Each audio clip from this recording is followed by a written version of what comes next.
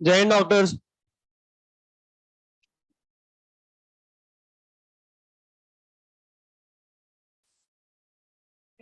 Gate लगा दो।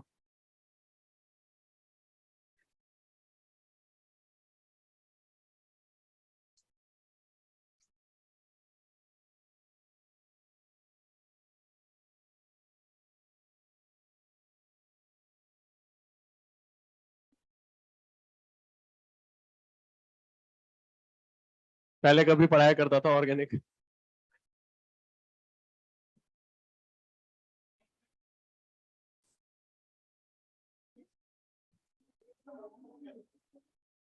Last class में होमवर्क दिया था।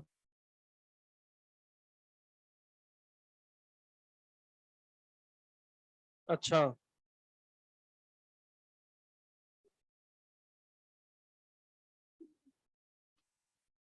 अच्छा देख दो, मुझे याद नहीं है। N2 gas plus 3H2 gas gives, बातें मत करो, 2NH3 gas. If 5 mole of N2 shtish.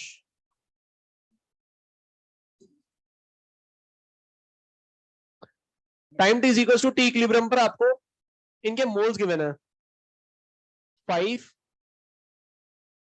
3 and 4 और वॉल्यूम आपको गिवन है 500 ml. Calculate Kc and Kp eight equilibrium. ठीक है, हाँ टोटल प्रेशर आपको दे रखा है एट इक्विलिब्रियम 5 atm। अच्छा ठीक है, कैलकुलेट कर लेते हैं। अगर मैं बात करूं सबसे पहले फर्स्ट पार्ट में केसी निकालना है ना, और सेकंड में KP. KC is equal to क्या हो जाएगा, मैं बोल सकता हूं कंसंट्रेशन ऑफ NH3 की power 2 upon concentration of N2 की power 1 into concentration of H2 की पावर 3, बोल सकता हूं ऐसे। ठीक है, अच्छा एक चीज ध्यान से सुनना, अपन यहां पर क्या कर सकते हैं, यहां पर वॉल्यूम दे रखा है और ये कंसंट्रेशन नहीं मोल है, मतलब ये वैल्यूज में डायरेक्टली यहां नहीं रख सकता। मुझे क्या करना पड़ेगा, सबसे पहले इसको कंसंट्रेशन में कन्वर्ट करना पड़ेगा। कैसे करूंगा, वॉल्यूम से डिवाइड करके। ठीक है, तो इसको भी कंसंट्रेशन में कन्वर्ट करना पड़ेगा, इसको भी करना पड़ेगा, इसको भी करना पड़ेगा, तो बहुत लंबा प्रोसेस हो जाएगा। अब अपन क्या करते हैं, इसी को मैं एक और तरीके से लिख सकता हूं। कैसे लिखूंगा, ध्यान से देखना। मोल्स ऑफ NH3 की power 2 divided by moles of H2 की पावर 3 मोल्स ऑफ N2 की पावर 1 इंटू 1 बाय V की पावर डेल्टा Ng। अब डायरेक्टली मोल पुट करो और या वॉल्यूम पुट कर दो। भाई ये तो सॉल्व करना ही पड़ेगा, है ना। एक और एडिशनल कैलकुलेशन अपनी यहां पर क्या हो रही थी इस फॉर्मूले में, कि यहां पर कैलकुलेशन में अपन को कंसंट्रेशन रखना पड़ रहा था। यहां पर डायरेक्टली मोल पुट करो, जो वॉल्यूम दे रखा है वो वॉल्यूम पुट करो, डायरेक्ट आंसर आएगा। इसका बहुत जबरदस्त एडवांटेज है। आप कहोगे सर एक और फॉर्मूला एड ऑन हो गया। अच्छा ये समझ में आ रहा है, ये 1/v की पावर डेल्टा Ng क्यों लिखा। यहां मोल बाय वॉल्यूम आएगा तो वॉल्यूम स्क्वायर नीचे आ जाएगा, और इनके जो वॉल्यूम है, वॉल्यूम की पावर 4 बनेगा, वो ऊपर आ जाएगा। ठीक है, तो अल्टीमेटली क्या नजर आएगा, v की पावर -2, मतलब 1 अपॉन नीचे में 1 अपॉन v की पावर क्या आ जाएगा, -2 आ जाएगा, है ना। अब आप देखो डेल्टा Ng -2 ही है, 1 अपॉन v की पावर -2। ये बात समझ में आ रही है कैसे आया फॉर्मूला। पहली चीज, इसका एडवांटेज और क्या है, एक तो कैलकुलेशन में आसान होगा, दूसरा एडवांटेज क्या है कि बहुत बार डेल्टा Ng जीरो होता है। कहां पर, H2 plus I2 gives 2HI। ठीक है, आप क्या करोगे, आप ये फॉर्मूला लगाओगे, ऐसा ही डेटा दे रखा है तो वॉल्यूम से डिवाइड करोगे, है ना, फिर कंसंट्रेशन वाली वैल्यूज पुट करोगे, पर पता चला वॉल्यूम पे तो कुछ फर्क ही नहीं पड़ेगा। क्यों नहीं पड़ेगा, क्योंकि डेल्टा Ng जीरो है। ऊपर जितना वॉल्यूम से आपने डिवाइड करा बिन फालतू एडिशनल कैलकुलेशन करी, नीचे जितना वॉल्यूम से आपने डिवाइड करा बिन फालतू एडिशनल कैलकुलेशन करी, वो तो कैंसिल आउट हो रहा है। बात समझ में आ रही है? बिन फालतू अपन टाइम कंज्यूम कर रहा है। ठीक है, तो इससे सॉल्व करेंगे, डायरेक्ट आंसर आएगा केसी इज इक्वल्स टू, लफड़ा ही खत्म। मोल्स ऑफ NH3 कितने? 4, 4 की पावर 2 डिवाइडेड बाय H2 कितना है? 3, 3 की पावर 3 इंटू N2 कितना है? 5, 5 की पावर 1 इंटू 1 अपॉन V कितना दे रखा है? 500 ml। किस में रखेंगे? लीटर में। लीटर में कन्वर्ट करेंगे तो कितना हो जाएगा? 500 डिवाइडेड बाय 1000, है ना?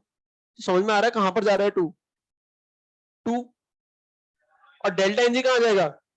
कितना रहा डेल्टा एनजी? -2। ये बात समझ में आ रही है? ये कितना हो गया? 1 अपॉन 2 की पावर 2 4। तो मैं बोल सकता हूं ये हो जाएगा Kc is equals to 4 upon 9 into 5, 4 upon, अच्छा ये 3 है ना, 27, 27 इंटू 5, ये हो जाएगा 135।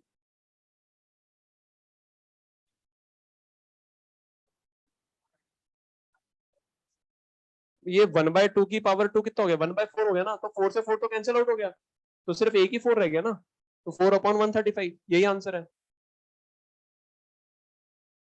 डायरेक्ट लिख दिया गया? अच्छा, लिखोगे एक और स्टेप? अच्छा, तो ये हो गया ए बी। अब अपन को क्या निकालना है? केपी निकालना है। हाँ बिल्कुल सही कह रहे हो। आप में से आधे से ज्यादा जनों ने यही करा होगा, KP is equal to KC RT की पावर डेल्टा एनजी। पर मजेदार बात यह टेम्परेचर गिवन ही नहीं है। कोई बात नहीं सर, कोई दिक्कत नहीं है, स्टैंडर्ड टेम्परेचर ले लेंगे हम, 273 केल्विन। नहीं सर मैं तो 298 केल्विन लूंगा, 25 डिग्री सेल्सियस पे रहता हूं मैं। नहीं सर मैं तो 300 लूंगा। ऐसा होगा क्या? नहीं, याद करो एक रिलेशन लिखवाया था, KP is equal to K X PT की पावर डेल्टा एनजी, उससे सॉल्व करना है। बात समझ में आ रही है? तो एक रिलेशन लिखवाया था, KP is equal to K X PT की power delta NG, question solve हो जाएगा। निकाला होगा ना answer? KP is equal to K X. K X पता है क्या होता है? अच्छा, के एक्स का फॉर्मूला नहीं लिख रहा मैं, डायरेक्टली वैल्यूज पुट कर दूं, है ना? ध्यान से सुनना, के एक्स क्या हो जाएगा? चलो कर ही देता हूं। के एक्स वैल्यू पुट ही कर देता हूं, है ना, डायरेक्टली। के एक्स क्या हो जाएगा? मोल फ्रैक्शन ऑफ NH3 की पावर 2। अच्छा मुझे एक बात बताओ, मोल फ्रैक्शन क्या हो जाएगा NH3 का?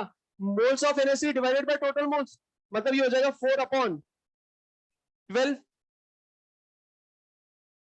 की पावर 2, ये मोल फ्रैक्शन हो गया, डिवाइडेड बाय 5 अपॉन 12 की पावर 1, 3 अपॉन 12 की पावर 3। इसमें किसी को डाउट है तो बोल दो भी, किसी को भी। ये क्या लिख दिया अपन ने? के एक्स। पीटी पता है कितना है? डेल्टा एनजी पता है कितना है? ये बात समझ में आ रही है? बस खत्म। ये हो जाएगा 4 का स्क्वायर कितना होगा? 16, 5 इंटू 27।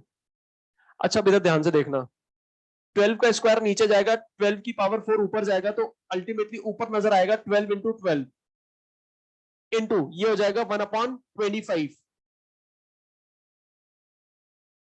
ये आंसर है ना? सॉल्व करना इतना ज्यादा इंपॉर्टेंट नहीं है, कॉन्सेप्ट समझना इंपॉर्टेंट है। इस क्वेश्चन में मजेदार बात पता है क्या थी? ये थी। बात समझ में आ रही है?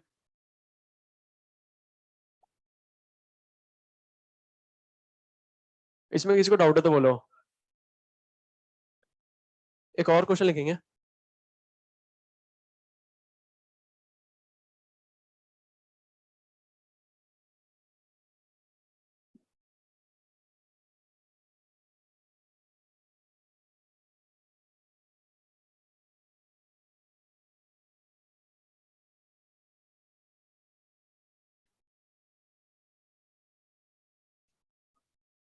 केपी का डायरेक्ट वाला फॉर्मूला भी आप यूज कर सकते हो, उससे भी आ जाएगा, पार्शियल प्रेशर निकाल लो। क्वेश्चन लिखेंगे,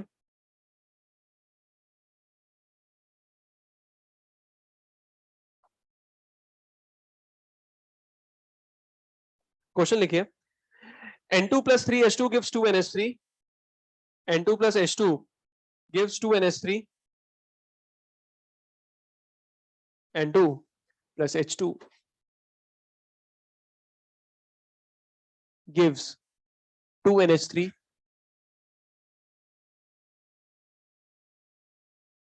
If moles of N2, H2 and NH3, if moles of N2, H2 and NH3 at equilibrium are 2, 1, 2 respectively, 2, 1, 2 respectively, and total equilibrium pressure is 10 atm, and total equilibrium pressure is 10 atm, then find Kp of reaction. Then find Kp of reaction. Total equilibrium pressure is 10 atm. Then find Kp of reaction. हो जाएगा क्या? निकालो फटाफट, फटाफट, बहुत तेजी से.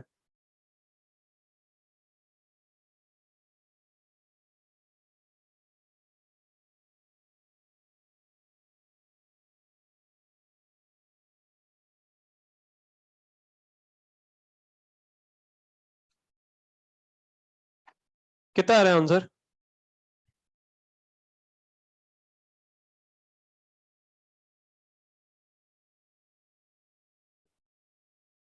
कितना आ रहा है?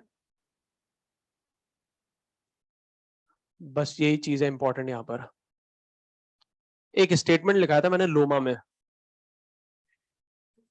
ये जो इक्विलिब्रियम कांस्टेंट आता है ना, कहां से आता है? लोमा से आता है. और लोमा में एक स्टेटमेंट लिखा था कि ये कहां पर एप्लीकेबल है? For a balance chemical reaction. इसको बैलेंस करना पड़ेगा. यहां पर H2 की जगह 3 लिखना पड़ेगा. ध्यान रखना इस चीज का, ये बैलेंस्ड नहीं है. अभी यहाँ 3 लिखना पड़ेगा. हाँ, 1/2 बिल्कुल सही आंसर है. एक बार देख लेते हैं. अपन को क्या निकालना है? केपी निकालना है. केपी का फॉर्मूला एक बार लिख रहा हूं, अब आगे नहीं लिखूंगा कभी, है ना. ये क्या हो जाएगा? पार्शियल प्रेशर ऑफ NH3 की power 2 divided by partial pressure of N2 की power 1 partial pressure of H2 की पावर 3 इज इक्वल्स टू. अच्छा, पार्शियल प्रेशर मैं किसकी मदद से निकाल सकता हूं? डाल्टन्स लॉ की मदद से. अच्छा, डाल्टन्स लॉ क्या कहता है? पार्शियल प्रेशर किसके बराबर होगा? Mole fraction into total pressure. Mole fraction of NH3 क्या हो जाएंगे? मोल्स ऑफ NH3 कितने? 2 डिवाइडेड बाय टोटल मोल्स, है ना. तो ये हो जाएगा 2 divided by 5 into total pressure कितना दे रखा है? 10 की होल पावर. ये बात समझ में आ रही है? Divided by partial pressure of N2 क्या हो जाएगा? 2/5 इंटू 10 की power 1. Partial pressure of H2 क्या हो जाएगा? 1/5 इंटू 10 की पावर 3. इसमें किसी को डाउट है तो बोलो, सॉल्व कर लो इसको. कॉपी देना मेरे को एक मिनट. लास्ट क्लास में मैंने कौन कौन से क्वेश्चन कराया था आपको? अच्छा,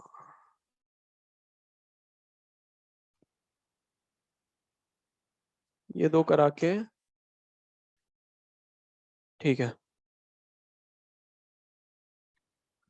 हाँ, ये कितना हो जाएगा? ये हो गया 10/5 कितना हो गया? 2 2 इंटू 2 4 4 की power 2 16 divided by 2 into 2 4 into ये कितना हो गया? 2 की पावर 3 8 2 1/2 आ गया आंसर. नेक्स्ट क्वेश्चन लिखेंगे.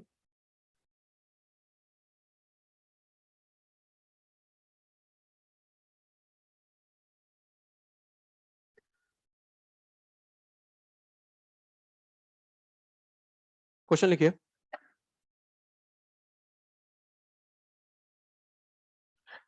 For the reaction 3A, for the reaction 3A plus B gives 2C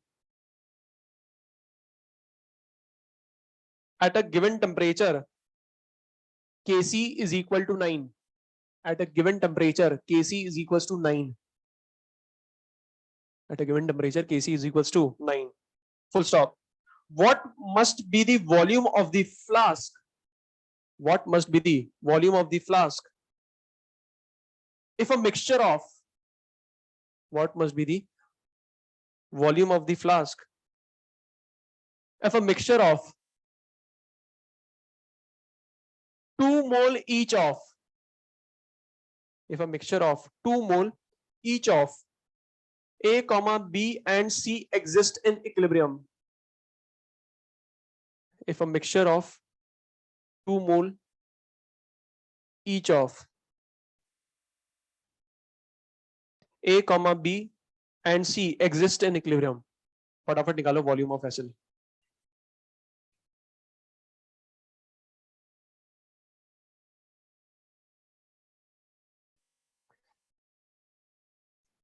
divided by 12 इसलिए करा है क्वेश्चन में, फर्स्ट क्वेश्चन में जब अपन ने केपी निकाला सेकंड पार्ट में, क्योंकि वहां पर अपन रख रहे हैं मोल फ्रैक्शन, और मोल फ्रैक्शन क्या होता है? मोल divided by total moles. Total moles यहां पर कितने थे? 12 थे. हाँ बिल्कुल 6 सही आंसर है.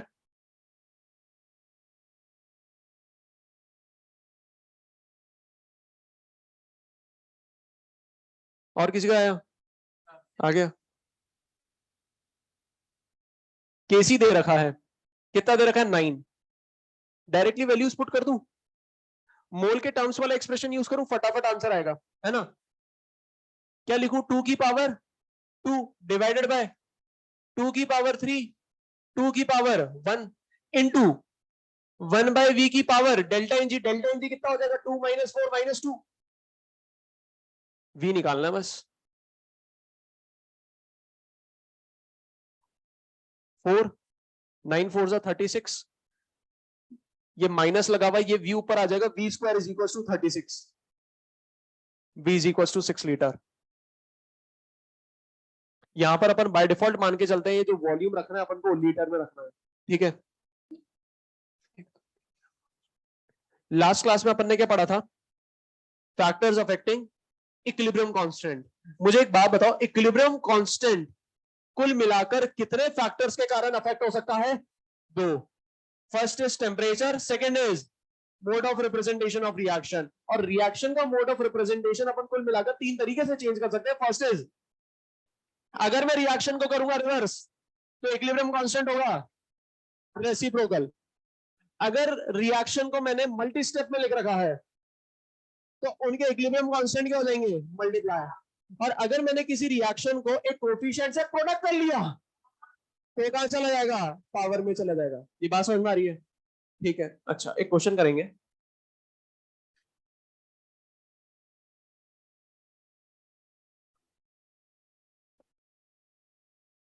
होमवर्क दिया था मैंने आपको. क्या दिया था मैंने? 1 2 3 दे दी थी एक्सरसाइज.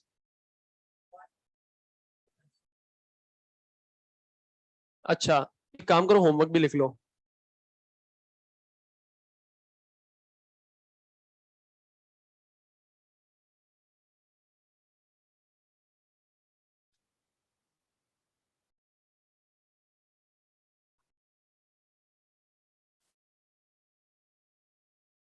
अगर वो कॉमन वाला पार्ट अगर मैं बता रहा हूँ आपको, कि जो मैंने कल भी दिया था और आज का जो होमवर्क है मैं कंबाइंडली बता रहा हूँ, एक बार सुन लेना पूरा.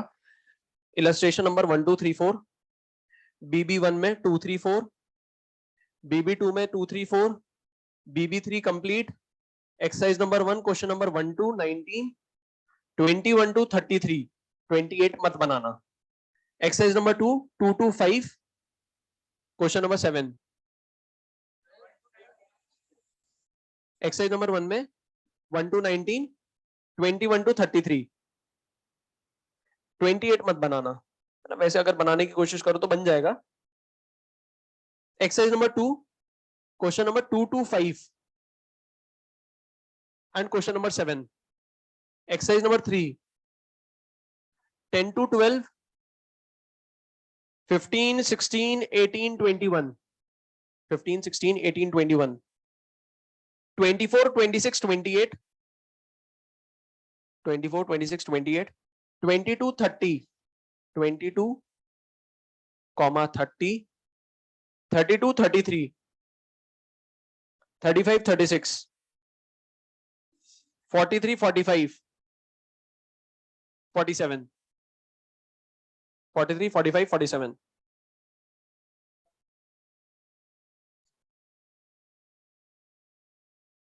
ठीक है। क्वेश्चन लिखेंगे। अरे बातें मत करो, एक मस्त काम की बात बताऊंगा अभी आप, प्रैक्टिकल नॉलेज दूंगा मैं आपको। याद है ना, बार बार मैं आपको प्रैक्टिकल नॉलेज देता रहता हूँ। ये जो प्रैक्टिकल नॉलेज देता हूँ ना, ये आपकी फीस में इंक्लूडेड नहीं है ना।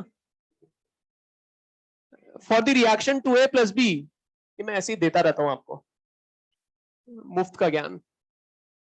For the reaction two A plus B gives 2c,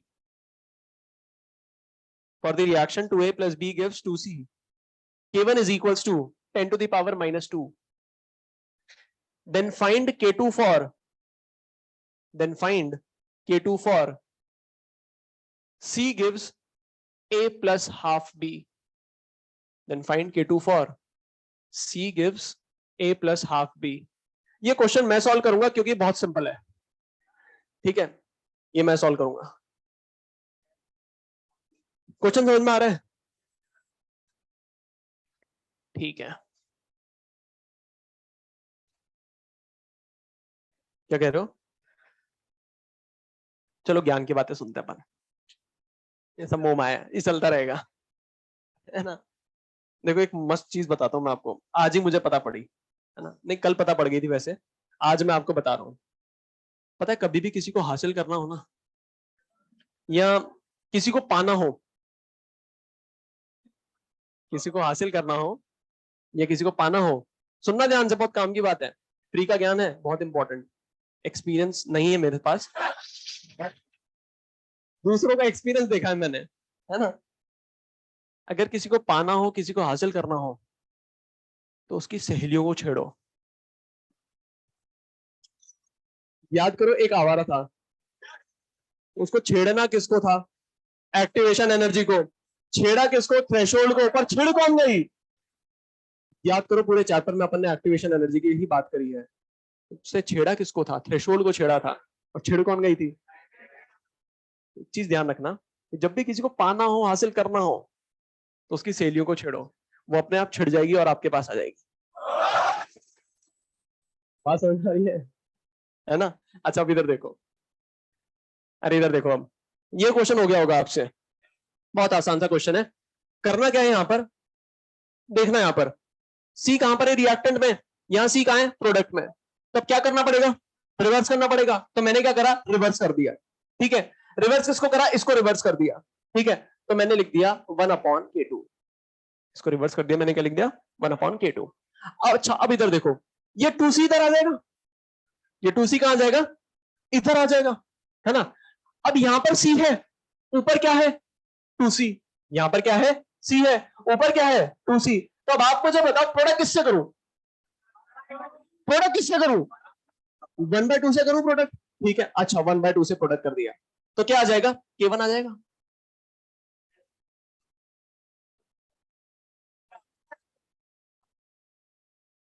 बहुतों को तो बिल्कुल सही लग रहा होगा, बिल्कुल सही लिख दिया ना, है ना।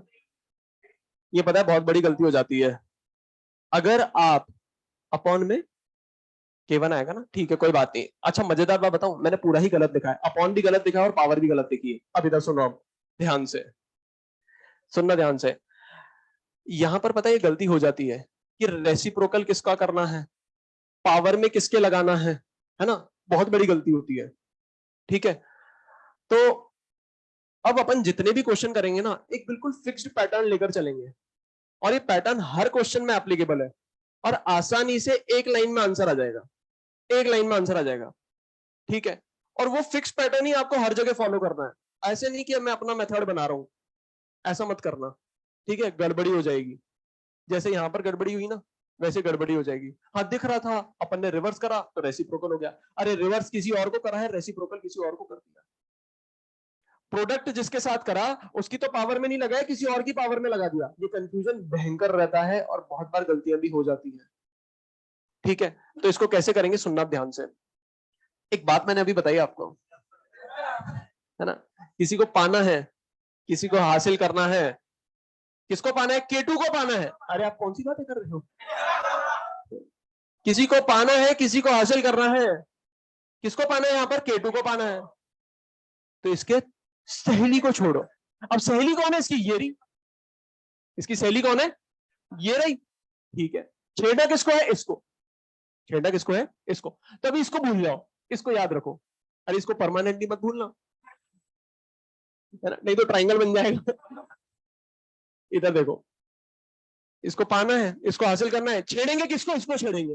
अब सुनो ध्यान से, इसको छेड़ो। इसको छेड़ेंगे कैसे?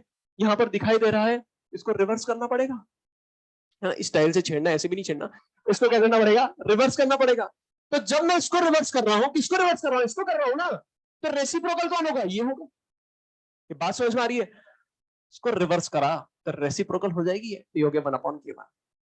छेड़ किसको रहे हैं? इसी को छेड़ रहे हैं, है ना। तो मेहनत भी इसी पे करनी पड़ेगी, है ना।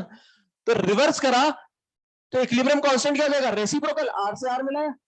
ठीक है, अच्छा यहां पर क्या आ जाएगा? 2c आ जाएगा। क्या सभी को यहाँ पर 2c नजर आ रहा है ना। अच्छा मुझे यहाँ पर c दिखाई दे रहा है, स्टोइकोमेट्री 1 है, यहाँ पर 2 है।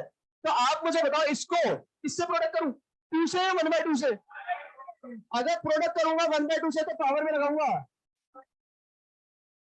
छेड़ा इसको, छिड़ गई ये दौड़ी चली है आपके साथ। देखो देखो, K2 आ चुका है। 1/10⁻², की पावर 1/2। ये ऊपर जाएगा 100, 100 की पावर 1/2 10। ये आंसर है। बिल्कुल फिक्स्ड पैटर्न, याद रख लेना दिमाग में। क्लियर है बात सभी को? एक और क्वेश्चन करेंगे।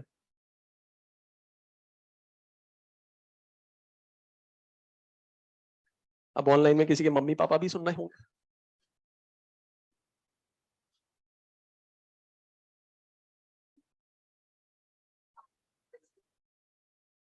नहीं, मैं कभी आउट ऑफ कॉन्टेक्स्ट बात ही नहीं करता, मेरे पास टाइम ही नहीं है इतना। For the reaction C solid, for the reaction C solid plus 2H2O gas gives CO2 gas plus 2H2 gas.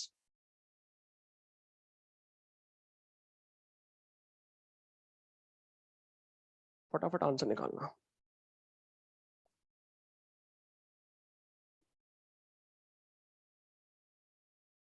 ये जितना भी आज होमवर्क दिया ना, बहुत लग रहा होगा बहुत सारा होमवर्क दे दिया। ये पता है सारा होमवर्क किसका है? Mode of representation of reaction, बस। ये इसलिए कल नहीं दे पाया था और आज इसलिए दे रहा हूं क्योंकि इसके क्वेश्चन आज डिस्कस हो रहे हैं अपने यहाँ पर क्लास में, और फटाफट होंगे, देखना। देखते ही आंसर आ जाएगा। क्लास में तो अपन बहुत ज्यादा हार्ड वाले क्वेश्चन करते हैं, धमाधम आंसर आएगा, धमाधम। बताओ, फटाफट आंसर निकालो, इसका भी निकालो।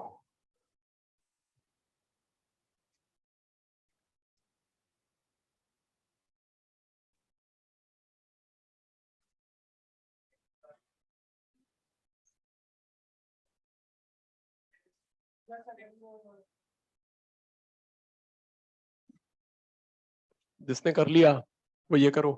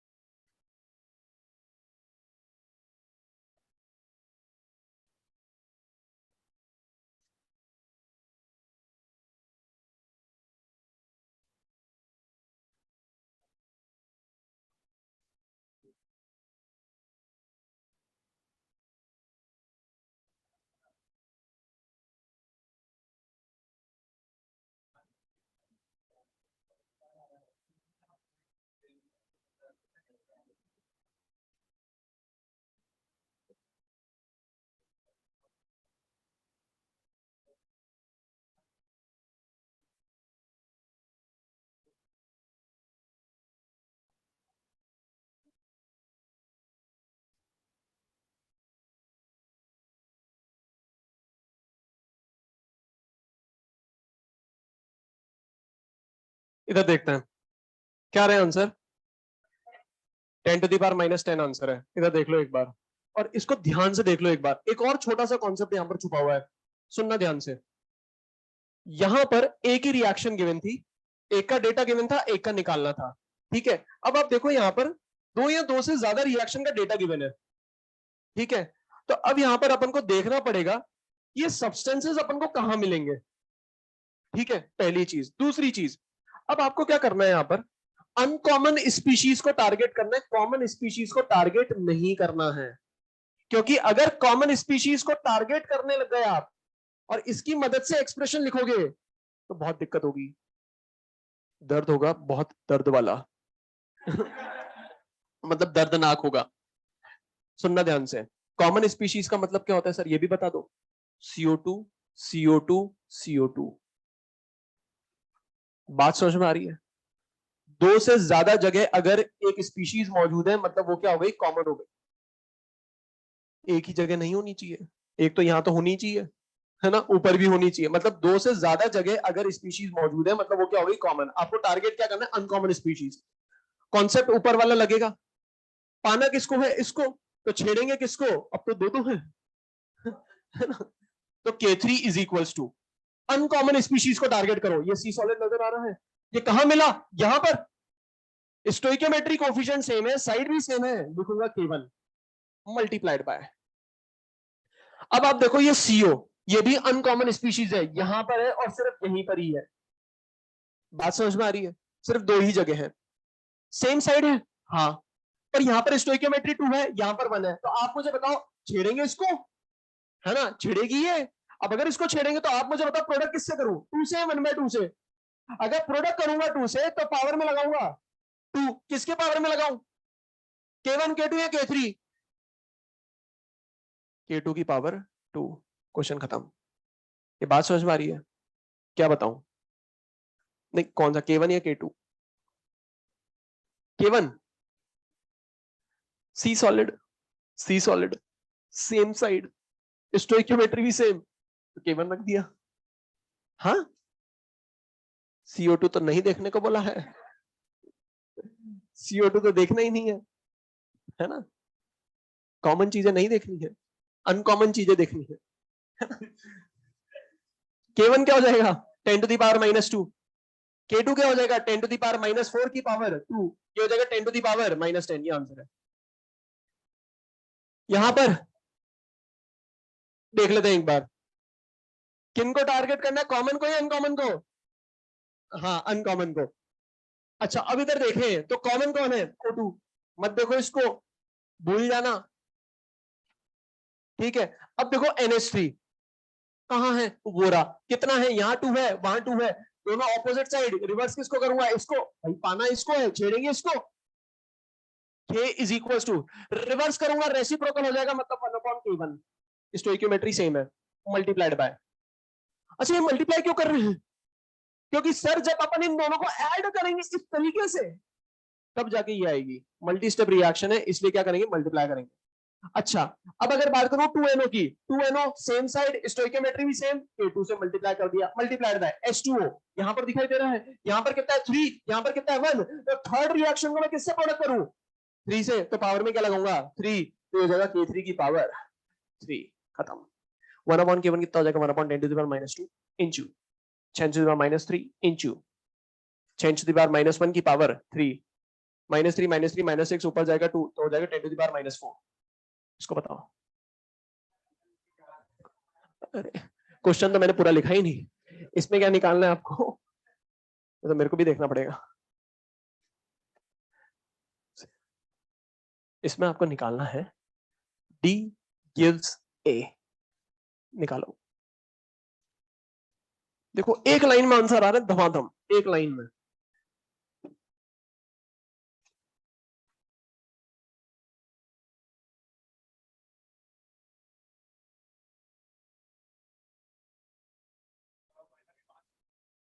आंसर नहीं पता है।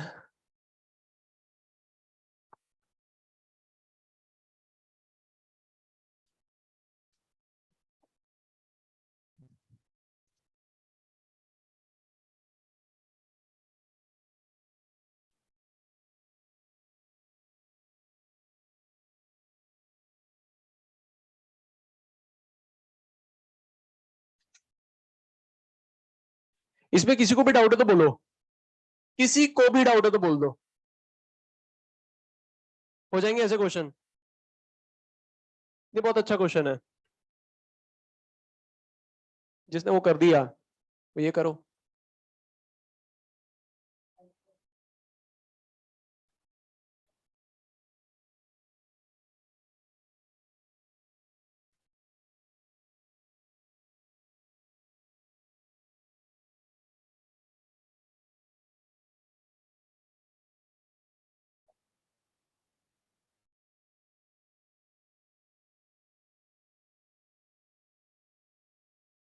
निकालना क्या है यहाँ पर? 2p gives QS।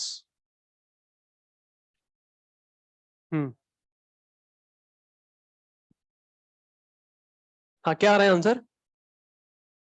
10 की पावर माइनस, और किसी का कुछ -6, 10 टू द पावर 2, और कुछ 10 टू द 6, और कुछ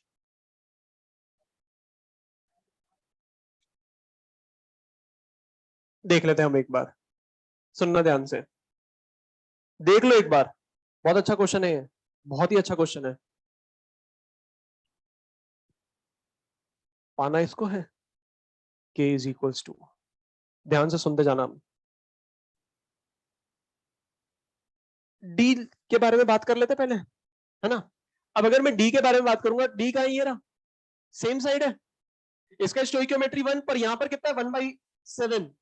छेड़ूंगा किसको? इसको। तो आप मुझे बताओ, इसको 1 बनाने के लिए मैं किससे प्रोडक्ट करूं? 7 से प्रोडक्ट करूं? ये बात समझ में आती है? मतलब मैं कह सकता हूं मुझे क्या करना पड़ेगा? K3 की पावर 7। इस पे किसी को डाउट है तो बोलो। ठीक है, डी आ गया। अच्छा, डी को लाने के लिए यहां पर अपन ने क्या करा था? मल्टीप्लाई करा था 7 से। ठीक है, अच्छा। अब ए भी ले लेते हैं, है ना? जब ए लेंगे तो आप देखिए, ए चाहिए, प्रोडक्ट साइड मिल रहा है, रिएक्टेंट साइड साथ ही साथ स्टोइकियोमेट्री 2 है, तो पहले तो क्या करना पड़ेगा? रिवर्स। पहले क्या करना पड़ेगा? रिवर्स। तो रिवर्स करेंगे तो रेसिप्रोकल हो जाएगा, तो ये हो जाएगा 1/K1। तो फिर यहां पर आपको दिखाई दे रहा होगा 2a इधर आ चुका है। अब 2a अगर इधर आ चुका है, स्टोइकियोमेट्री 1 चाहिए, यहां पर 2 है, तो आप मुझे बताओ किससे प्रोडक्ट करूं? किससे करूं? ये बात समझ में आ रही है सभी को? 1/2 से प्रोडक्ट करना पड़ेगा। अगर प्रोडक्ट करूंगा 1/2 से तो पावर में जाएगा 1/2। यहां तक किसी को डाउट? अब अपन ने कौन कौन सी रिएक्शन ले ली? फर्स्ट भी ले ली और थर्ड भी ले ली, ठीक है? तो ये भी आ गया, ये भी आ गया, पर दिक्कत पता है क्या हुई? फर्स्ट और थर्ड को लेने में सी आ गया, और कौन आ गया? बी आ गया। तो बी को भी हटाना है, सी को भी हटाना है, हटेंगे कहां से? यहां से, मतलब इसको भी लेना पड़ेगा। ये बात समझ में आ रही है? अब एक और बात सुनो, इसको इंक्लूड करने के दो तरीके हैं, दो तरीके से आप सोच सकते हो इसके बारे में। एक तो डी के तरीके से सोच लो, डी के रिस्पेक्ट में सोच लो, या ए के रिस्पेक्ट में सोच लो। सबसे पहले डी के रिस्पेक्ट में सोचते हैं, है ना? मुझे एक बात बताओ, जब डी अपन ने ऑब्टेन करा था तो इसको 7 से मल्टीप्लाई करा था। जब डी अपन ने ऑब्टेन करा था तो 7 से मल्टीप्लाई करा था, मतलब मैं कह सकता हूं सी का स्टोइकियोमेट्रिक कोएफिशिएंट क्या हो गया? 1 हो गया। इसको छेड़ नहीं सकते क्योंकि ये तो पहले से ही छेड़ पड़ चुकी है। ले लिया है भाई, इसको छोड़ना छेड़ेंगे अब? तो करना किसको पड़ेगा? छेड़ना किसको पड़ेगा? इसको छेड़ना पड़ेगा। सी को क्या बनाना पड़ेगा? 1। ये बात समझ में आ रही है?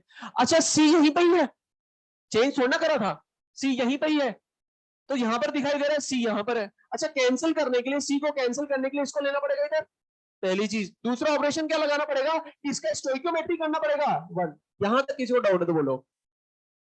सुनना वापस से ध्यान से।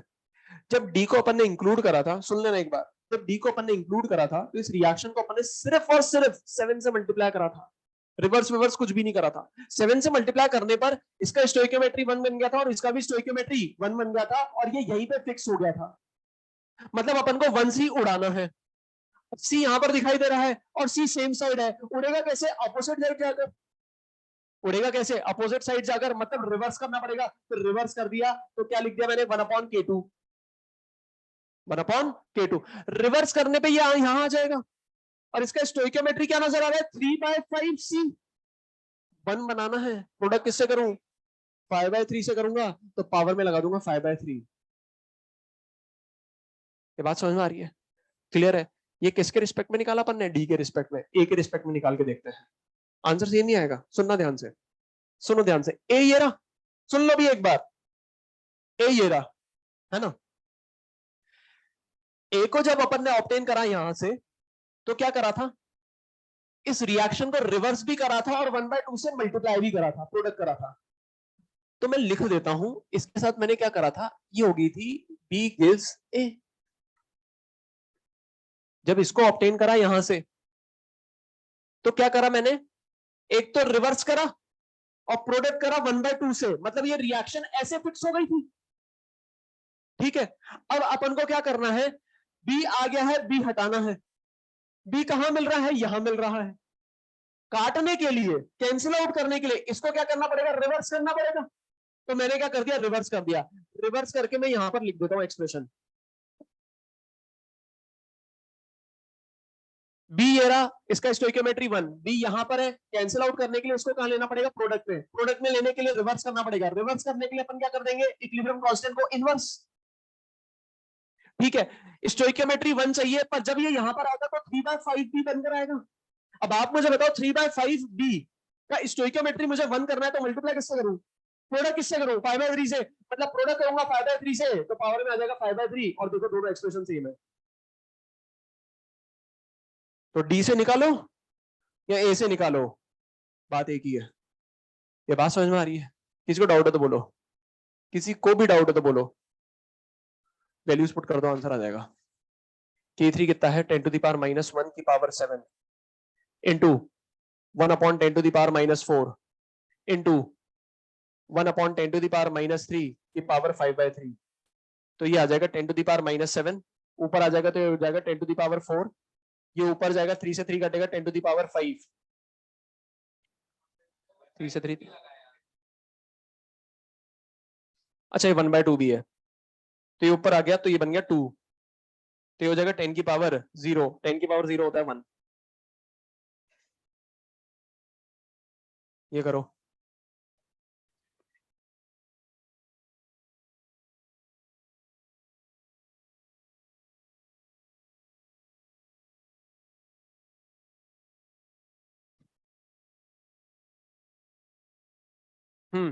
कर लिया? देख लेते हैं एक बार।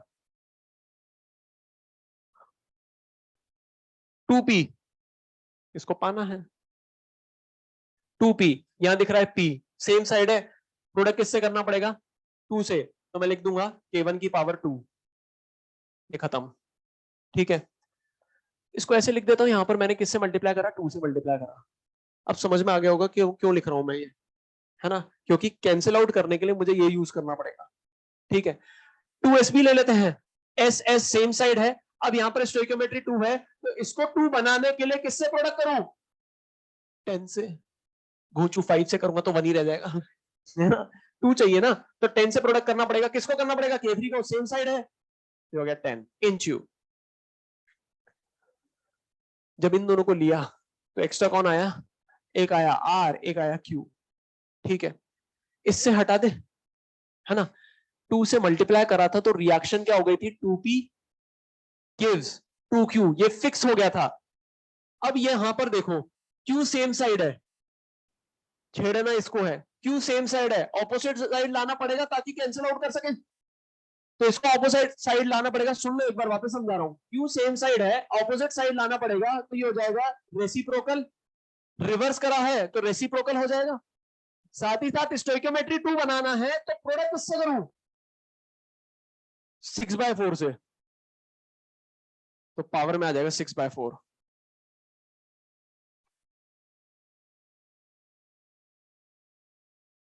तो ये हो जाएगा K1 कितना है?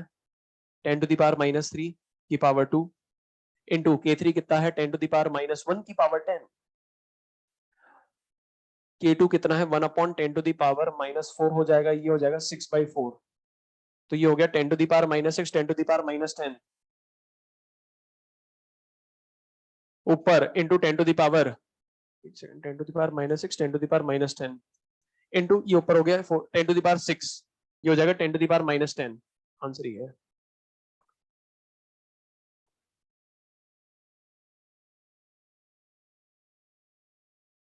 इसमें किसी को डाउट है तो बोलो।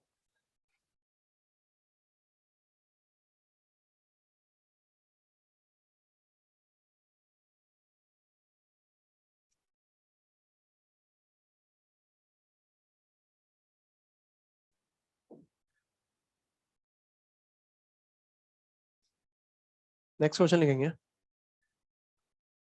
क्वेश्चन लिखने से पहले एक काम करिए आप,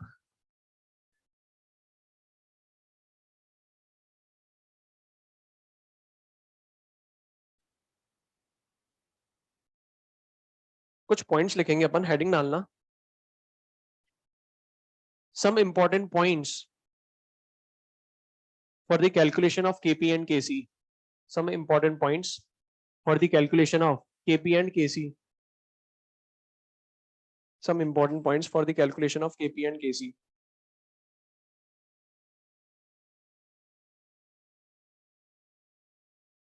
Some important point for the calculation of KP and KC.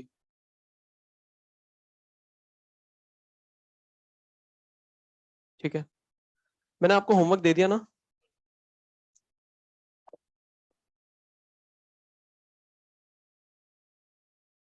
एक दो तीन चार पांच, पांच क्वेश्चन करे ना अपन ने अभी? कितने करे एक बार देखना। 6 कर दिए। मोड ऑफ रिप्रेजेंटेशन वाले, ठीक है। हाँ, some important points for the calculation of KP and KC. अच्छा, कुछ पॉइंट्स मैं आपसे पूछ रहा हूं, आप मेरे को बताना, जवाब देना।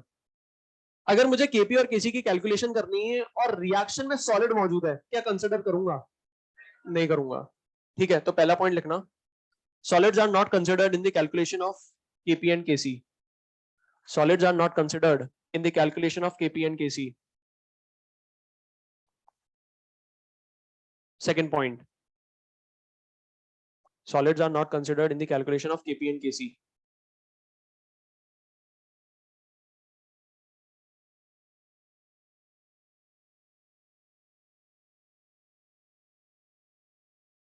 सेकेंड पॉइंट, मुझे एक बात बताओ, सपोज करो क्वेश्चन में वॉल्यूम ऑफ कंटेनर या वॉल्यूम ऑफ वेसल या वॉल्यूम के बारे में कुछ भी इंफॉर्मेशन मेंशन नहीं है, तो बाय डिफॉल्ट क्या मान के चलूंगा? 1 लीटर। ठीक है, इसमें लिखना, if volume is not given in the question, if volume is not given in the question, then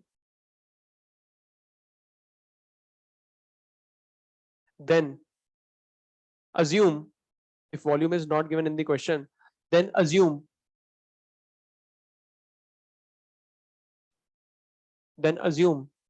it as 1 liter. Then assume it as 1 liter. Then assume it as 1 liter. एक और question का जवाब दो, last point है ये।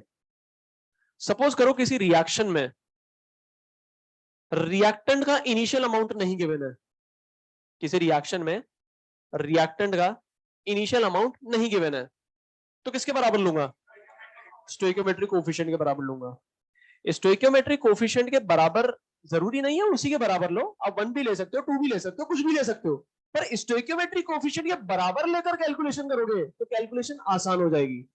Degree of dissociation वाले calculations जो होंगी वो बहुत सिंप्लीफाइड हो जाएंगी, और जो भी आपका मास या अमाउंट निकलेगा दूसरे सब्सटेंसेस का, वो कभी भी फ्रैक्शन में नहीं आएगा। मतलब जो वेरिएबल्स होंगे ऐसे नहीं आएंगे x/2 x/4, ऐसे नहीं आएंगे। ठीक है, तो इसमें लिखना, if initial amount of reactant is not given in the question,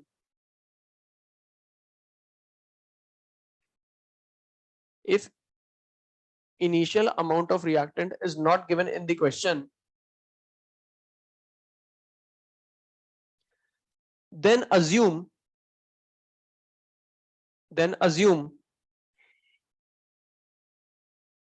initial amount of reactant, then assume initial amount of reactant equal to the stoichiometric coefficient of reactant.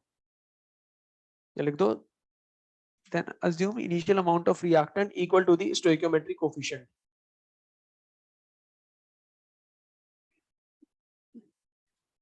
Stoichiometric coefficient. ठीक है, क्वेश्चन लिखेंगे फटाफट। 0.8 mole of H2 and 1.2, 0.8 mole of H2 and 1.2 mole I2 and 1.2 mole I2 are allowed to react in a 5-liter vessel, are allowed to react in a 5-liter vessel.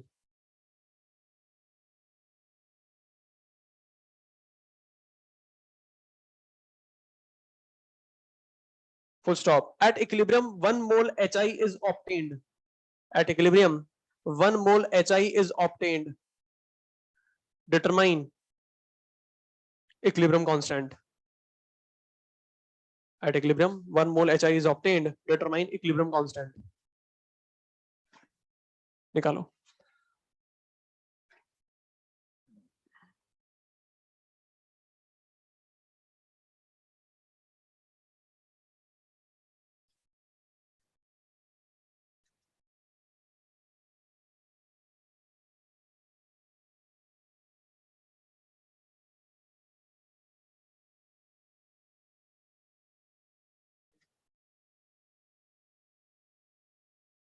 हम्म 100/96.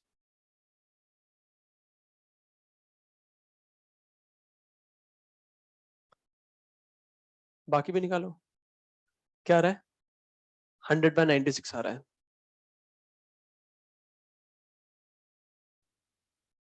और किसी का आया 100/96? हाँ 100/24. अच्छा कितना? 96/100. 100/96. अच्छा 4 ही आ रहा है.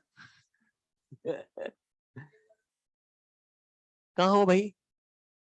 100/21. 100/21 बिल्कुल सही आंसर है. देखो इधर, सुनना ध्यान से. Time t is equal to 0 पर आपको इनिशियल मोल्स गिवन है इसके, ठीक है, और आपको एक कंडीशन गिवन है कि इक्विलिब्रियम पर HI के मोल कितने बनते हैं? 1 मोल. ठीक है यहां तक. अब मान लेते हैं इक्विलिब्रियम टाइम पर, टाइम t पर इक्विलिब्रियम आ रहा है. अब मुझे पता है कि यहां पर अगर मैं इनके स्टोइकियोमेट्रिक कोएफिशिएंट कंपेयर करूं तो दिखाई दे रहा है 1 मोल H2 का रिएक्ट करेगा 1 मोल I2 के साथ, तो बनाएगा 2 मोल HI. तो क्या मैं ऐसे बोल सकता हूं कि टाइम t पर 0.8 इनिशियल थे, इसके मान लो x मोल रिएक्ट कर गए, मुझे थोड़ा पता है कितने हैं, तो मैंने मान लिया x मोल रिएक्ट कर गए, तो मैं बोल सकता हूं कितने बचेंगे? 0.8 माइनस x. अब अगर इसका x मोल रिएक्ट करेगा तो इसके भी x मोल रिएक्ट करेंगे, मतलब इसके कितने बचेंगे? 1.2 माइनस x. तो बनेंगे कितने? 2x. और क्वेश्चन में गिवन है कि इक्विलिब्रियम पर इसके मोल कितने हैं? 1. और ये टाइम मैंने मान लिया, मान लो इक्विलिब्रियम टाइम ही है. इक्विलिब्रियम टाइम पर इसका कंसंट्रेशन या इसके मोल कितने हैं? 2x ही है. और आपको क्वेश्चन में गिवन है ये किसके बराबर है? 1 के बराबर. तो x की वैल्यू आ जाएगी 0.5. तो अगर एक 0.5 आ गया तो ये आ जाएगा 0.3 और ये आ जाएगा 0.7 मोल.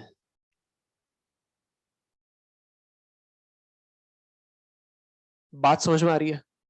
क्वेश्चन खत्म हो गया. अब सुनना ध्यान से. ऐसे बहुत सारे क्वेश्चन मॉड्यूल में गिवन है. कैसे? जब आपको इनिशियल अमाउंट गिवन होगा, ठीक है, आपसे पूछ लिया जाएगा केसी निकालो, केपी निकालो, एक कंडीशन डेफिनेटली गिवन होगी. इस क्वेश्चन में कंडीशन क्या गिवन थी? कि इक्विलिब्रियम पर एचआई के मोल गिवन थे. और कैसी कंडीशन दे सकता है? कि इक्विलिब्रियम पर आपको मोल फ्रैक्शन किसी भी सब्सटेंस का दे दे. और कैसी कंडीशन दे सकता है? कि इक्विलिब्रियम पर आपको टोटल मोल्स बता दे. तो टोटल मोल्स क्या हो जाएंगे? This plus this plus this, X आ जाएगा वापस से. तो ऐसे डिफरेंट डिफरेंट कंडीशन एग्जामिनर आपको दे सकता है. प्रोसीजर सेम ऐसा ही रहेगा.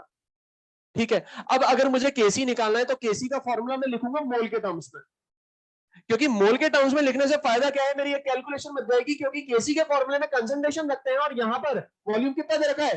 5 लीटर.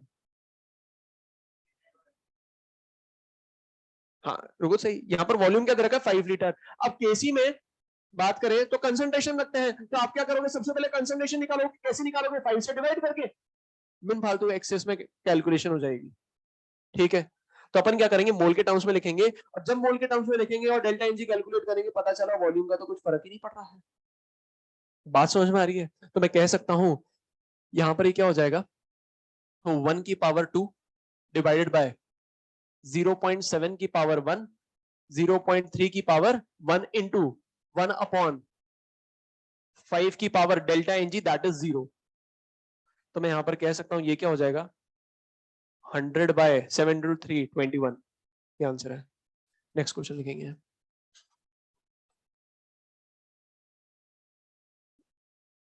इसमें किसी को डाउट है तो बोलो।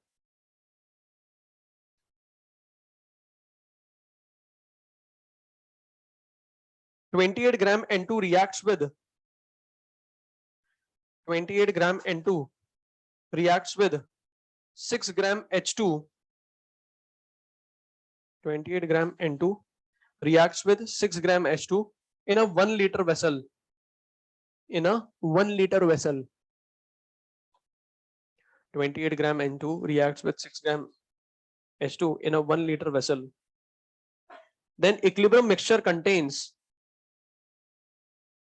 Then equilibrium mixture contains 25.5 gram NH3. Then equilibrium mixture contains 25.5 gram NH3. Determine equilibrium constant. Determine equilibrium constant. सुनना ध्यान से, बिल्कुल सेम ऐसा ही क्वेश्चन है। मोल की जगह यहां पर मास गिवन है और इक्विलिब्रियम पर भी मास गिवन है। ठीक है, ये क्वेश्चन घर से करके लाना। नेक्स्ट क्वेश्चन लिखो। Initially 4 mole NO2 are taken at equilibrium. Initially 4 mole NO2 are taken at equilibrium.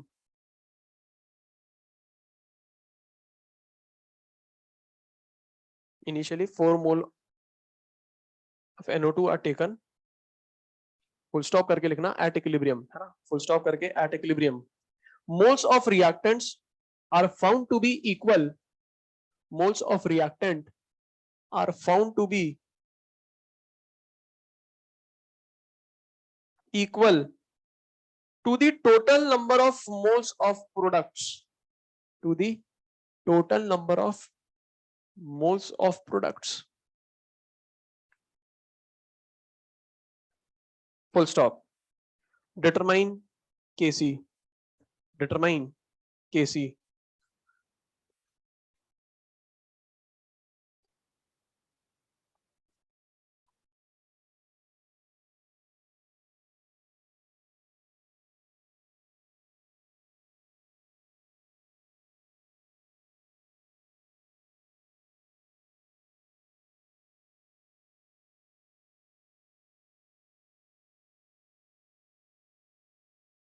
हो जाएगा सॉल्व, करो। सर ये कैसे सॉल्व होगा जब वॉल्यूम ही नहीं दे रखा है? बाय डिफॉल्ट मानेंगे 1 लीटर। पॉइंट लिखवाया था मैंने आपको, फटाफट।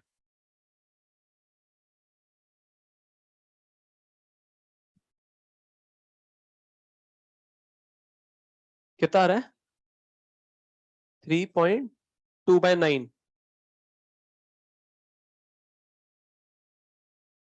कितना? बिल्कुल गलत है। 3.2/9 बिल्कुल सही आंसर है। 3.2/9 बिल्कुल सही आंसर है।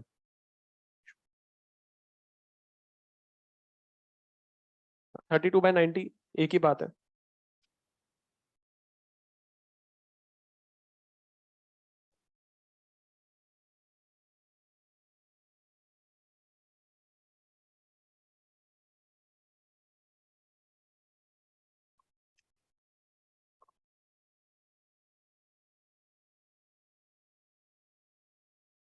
और किसी का आया?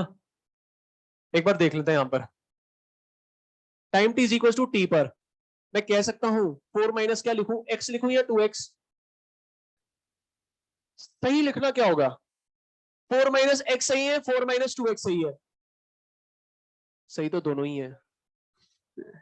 सही तो दोनों ही है, पर 2x लेकर चलेंगे ना कैलकुलेशन आसान हो जाएगी, क्योंकि अगर x लोगे तो खत्म कितना होगा, x पे बनेगा कितना, x, ये कितना बनेगा, x/2। समझ में आ गया होगा। तो बिन फालतू x/2 को लेकर क्यों घूमे अपन, है ना। तो हमेशा अपन अगर ये अननोन है तो स्टोइकियोमेट्री के बराबर मोल लेंगे और रिमूव भी स्टोइकियोमेट्री के बराबर ही करेंगे, ठीक है।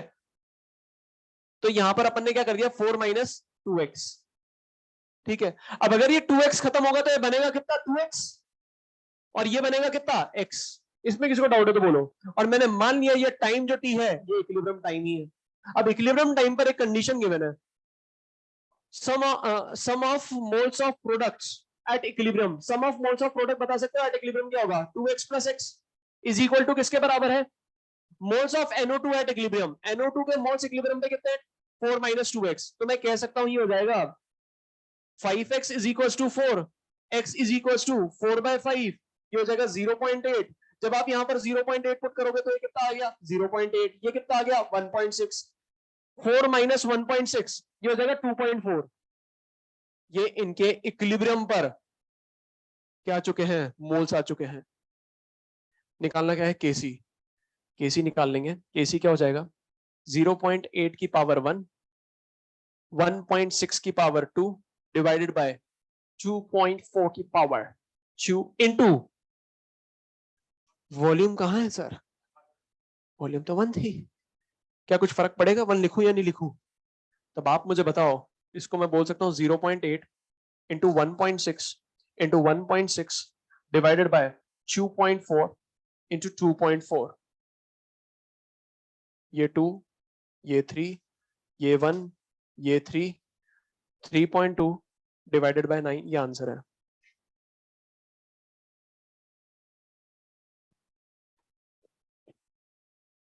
हेडिंग लिखेंगे, application of equilibrium constant, application of equilibrium constant,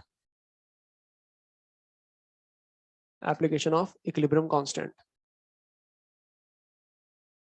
first application, stability of reactants and product. इसी को मैं और करके लिख सकता हूं, स्टेबिलिटी ऑफ कंपाउंड।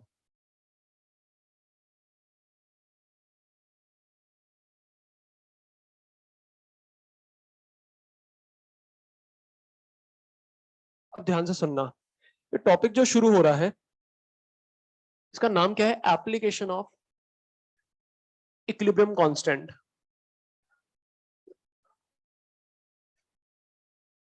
देखो इक्विलिब्रियम पढ़ने के बहुत सारे एडवांटेज हैं, बहुत सारे एडवांटेज हैं।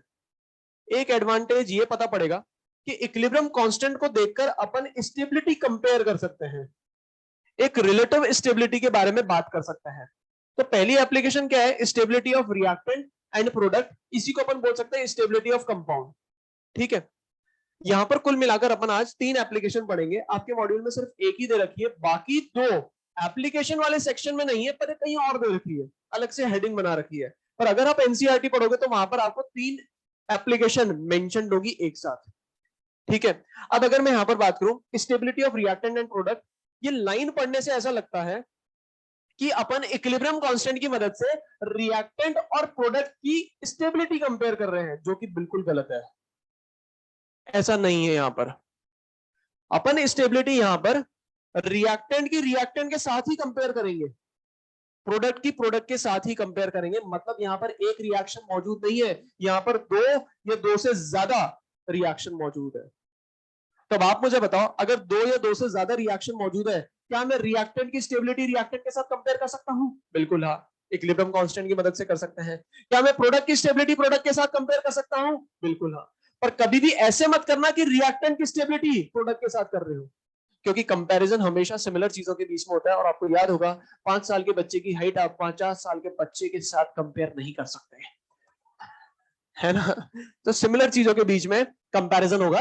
अच्छा, अब यहां पर देखो 2 पॉइंट लिख लेते हैं फटाफट। Stability of reactant, stability of reactant increases when the value of equilibrium constant, बताओ ना, increases और decreases, increases या decreases? हाँ,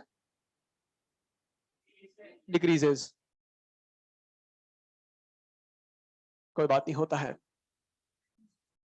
Stability of product increases when the value of equilibrium constant, अब वो तो बिल्कुल सही बात है, या नीचे है तो यहां ऊपर होगा. ठीक है, अब इसको समझना है. अब ऐसे तो डायरेक्ट याद कर सकते हैं कि प्रोडक्ट की स्टेबिलिटी ज्यादा कम जब के ज्यादा. अब अगर प्रोडक्ट के लिए याद कर लिया तो रिएक्टेंट का अपने आप समझ में आ जाएगा, उल्टा करना पड़ेगा, है ना. 2 बार उल्टे मत कर देना, समझ में ही नहीं आया होगा मैंने क्या बोल दिया, है ना. अच्छा, इसको समझ लेते हैं एक बार, है ना, फटाफट. हाँ, अल्टीमेटली याद यही रखना है. अब एक काम करते हैं, मैं आपको एक पॉइंट समझा देता हूं, आपको अपने आप दूसरे समझ में आ जाएगा. ये तो समझ में आ रहा है अपन को, है ना. अब अगर मैं इसको आपको ये समझा देता हूं, इस पे बात करते हैं, तो ये अपने आप समझ में आ जाएगा आपको. ठीक है, अब मैंने आपको बताया यहां पर 2 या 2 से ज्यादा रिएक्शन मौजूद होंगी, है ना. अब यहां पर अपन बात किसकी स्टेबिलिटी की कर रहे हैं? प्रोडक्ट्स की स्टेबिलिटी कंपेयर कर रहे हैं. 2 रिएक्शन में प्रोडक्ट की स्टेबिलिटी अपन क्या कर रहे हैं? कंपेयर कर रहे हैं. 2 रिएक्शन में अपन क्या कर रहे हैं? प्रोडक्ट की स्टेबिलिटी कंपेयर कर रहे हैं. ये हो गए रिएक्शन 1, ये हो गए रिएक्शन 2. ठीक है, अब प्रोडक्ट स्टेबल कहां पर होगा ज्यादा? जिसका इक्विलिब्रियम कांस्टेंट क्या होगा? ज्यादा होगा. ठीक है, अच्छा मुझे एक बात बताओ, इक्विलिब्रियम कांस्टेंट को क्या मैं लिख सकता हूं? केएफ अपॉन केबी. अरे बोलो, लिख सकता हूं ना ये, है ना. केएफ अपॉन केबी लिख सकता हूं मैं.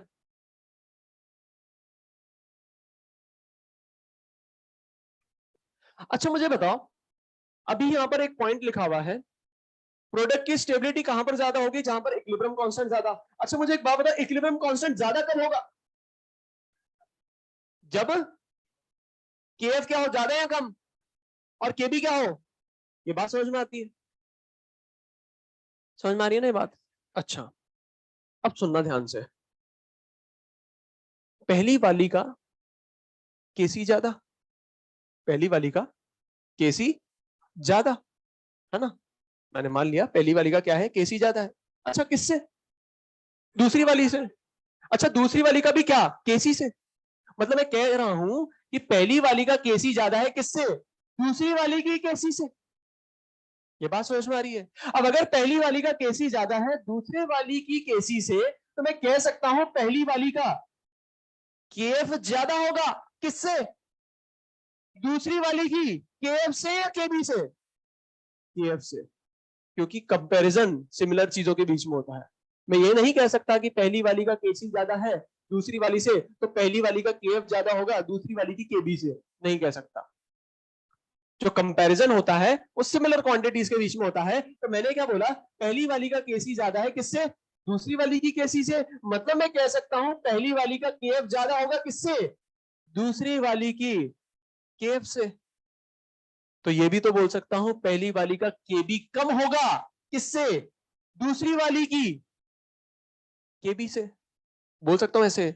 अब आप मुझे बताओ, अगर पहली वाली का केएफ ज्यादा और पहली वाली का केबी कम, तो अगर पहली वाली का केएफ ज्यादा है, मतलब मैं कह सकता हूं जो रिएक्शन होगी वो आगे ज्यादा जाएगी या पीछे ज्यादा जाएगी? किससे? दूसरी वाली से. मतलब मैं कह सकता हूं अगर पहली वाली का केएफ ज्यादा है, अगर पहली वाली का रेट कांस्टेंट ज्यादा है, पहली वाली का केएफ ज्यादा है, मतलब ये ज्यादा आगे जाएगी दूसरी वाली से. बात समझ में आ रही है? अच्छा, अगर पहली वाली का केबी कम है किससे? दूसरी वाली से, तो मैं कह सकता हूं पहली वाली पीछे ज्यादा या कम? कम आएगी किससे? दूसरी वाली से.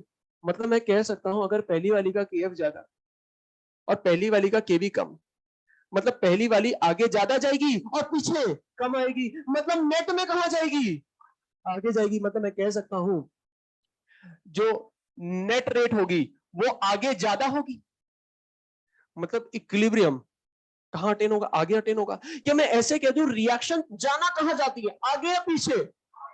अगर रिएक्शन आगे जाना चाहती है तो क्यों जाना चाहती है आगे?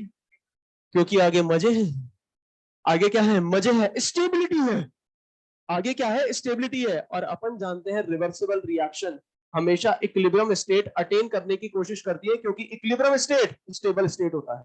अब अगर रिएक्शन अपने आप आगे जाना चाहती है, मतलब स्टेबिलिटी कहां दिखाई देगी? आगे। अच्छा, आगे कौन है? रिएक्टेंट या प्रोडक्ट?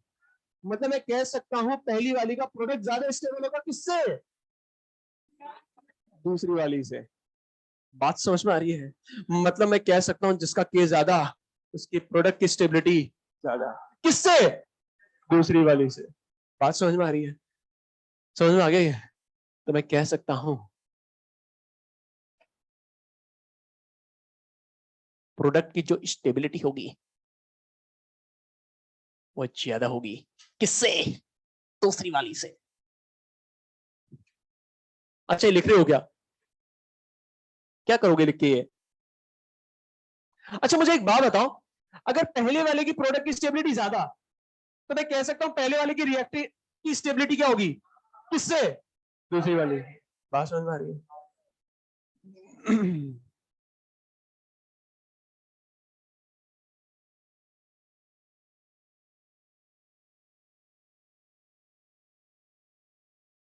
क्वेश्चन लिखेंगे। विच ऑक्साइड इज मोर स्टेबल? क्या कर रहे हो? क्या करोगे ये लिख कर? समझेंगे या किसी का इरादा बन चुका है कि हम यहां पर आके कुछ सालों बाद पढ़ाएंगे?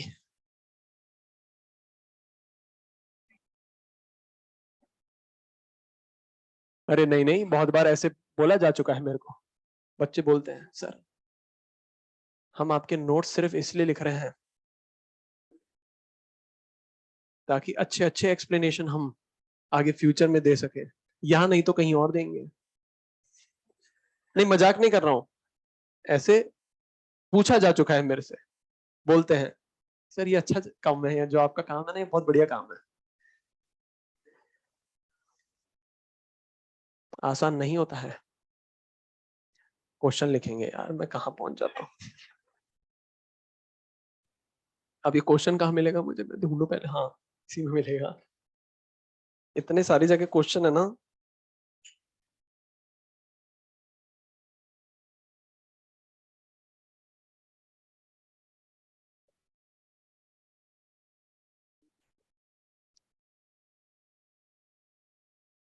विच oxide is more stable? Reaction आपको गिवन है, फटाफट बताना, बिल्कुल फटाफट।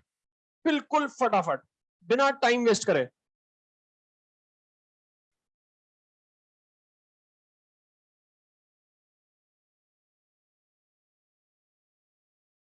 देखते हैं किसमें कितना है दम। आज देखेंगे हम। क्वेश्चन क्या है? विच oxide is more stable? Which oxide is more stable?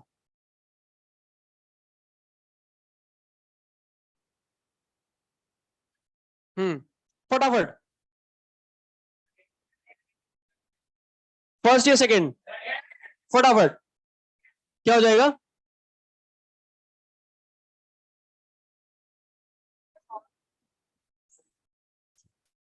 First या सेकेंड? फर्स्ट या सेकेंड? फर्स्ट होगा। ये बात समझ में आती है?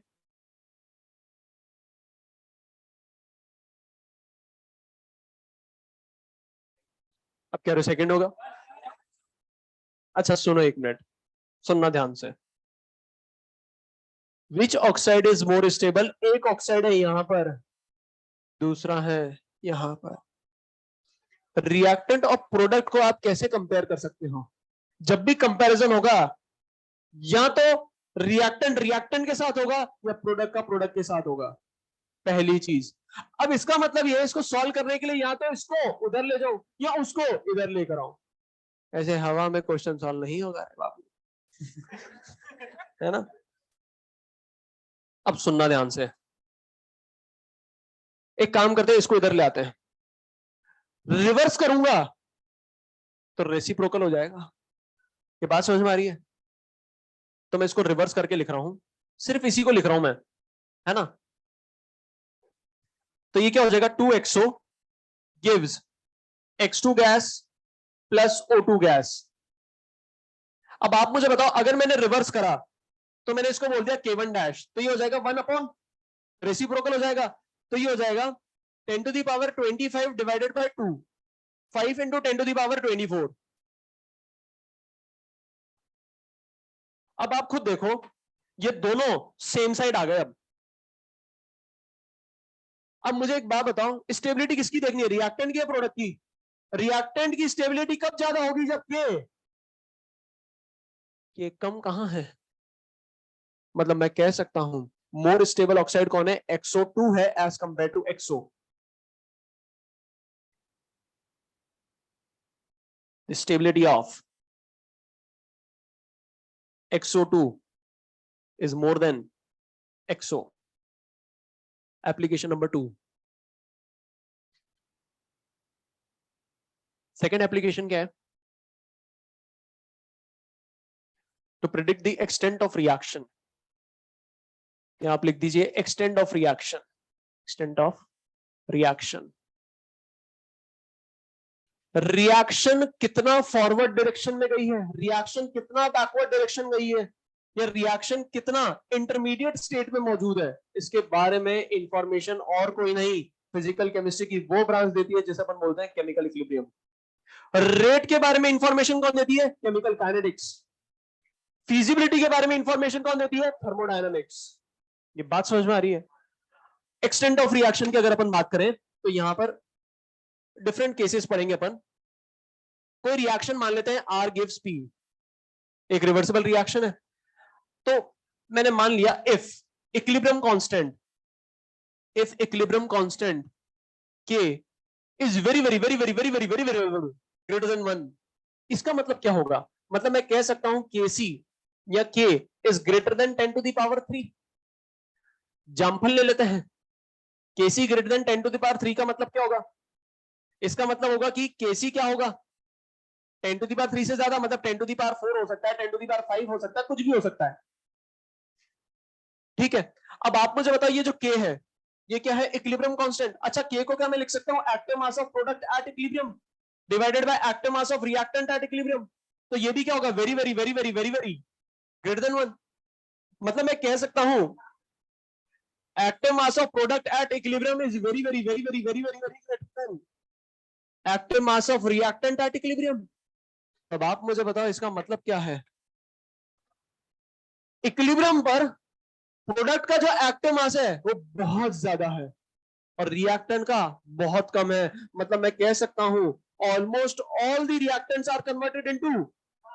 पहला पॉइंट। दूसरा पॉइंट, मुझे एक बात बताओ, यहां पर इक्विलिब्रियम कांस्टेंट ज्यादा है कम, बहुत ज्यादा है। अगर इक्विलिब्रियम कांस्टेंट बहुत ज्यादा है तो आप मुझे बताओ प्रोडक्ट स्टेबल हो गए या अनस्टेबल, किससे स्टेबल होगा, रिएक्टेंट से। या एक ही रिएक्शन की बात हो रही है, रिएक्टेंट के कंपैरिजन में प्रोडक्ट क्या होगा, मोर स्टेबल होगा। ये बात समझ में आ रही है। पॉइंट लिखेंगे यहां पर फटाफट, मैं डिक्टेट कर रहा हूं, आप लिखिएगा यहां पर, ठीक है। फर्स्ट पॉइंट लिखना है यहां पर, फर्स्ट पॉइंट, 3 पॉइंट लिखेंगे अपन, फटाफट लिखो।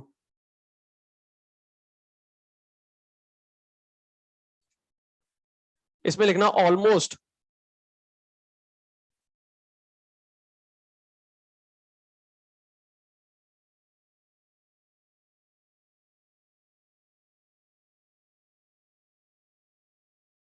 बोलू,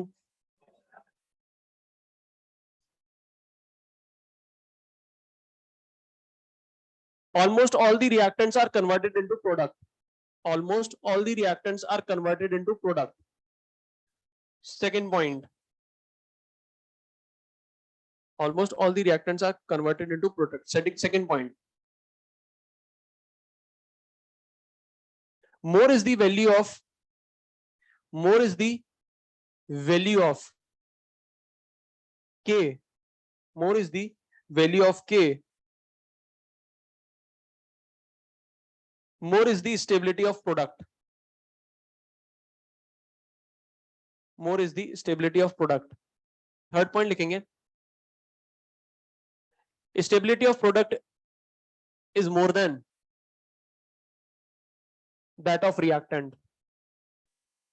Stability of product is more than that of reactant.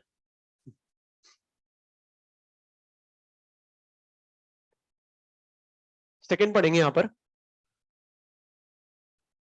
मान लेते कोई रिवर्सिबल रिएक्शन है, R gives P.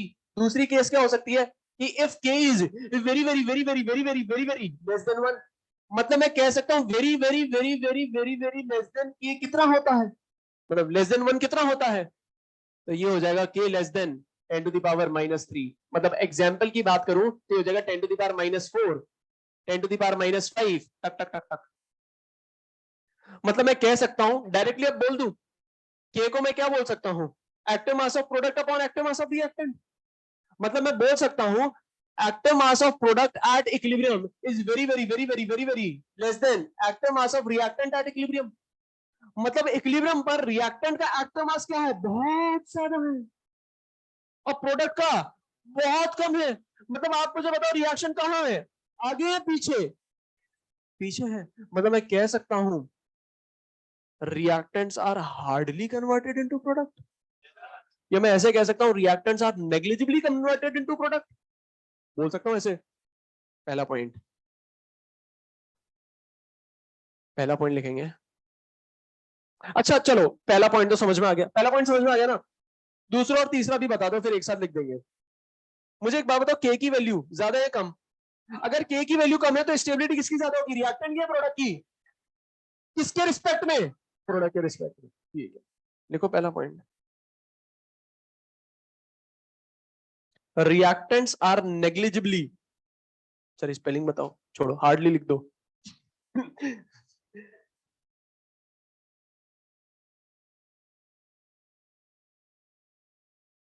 reactants are hardly converted into product, reactants are hardly converted into product. Second point लिखेंगे, second point लिखेंगे, less is the value of K, less is the value of K, more is the stability of reactant. Less is the value of K, more is the stability of, less is the value of K, more is the stability of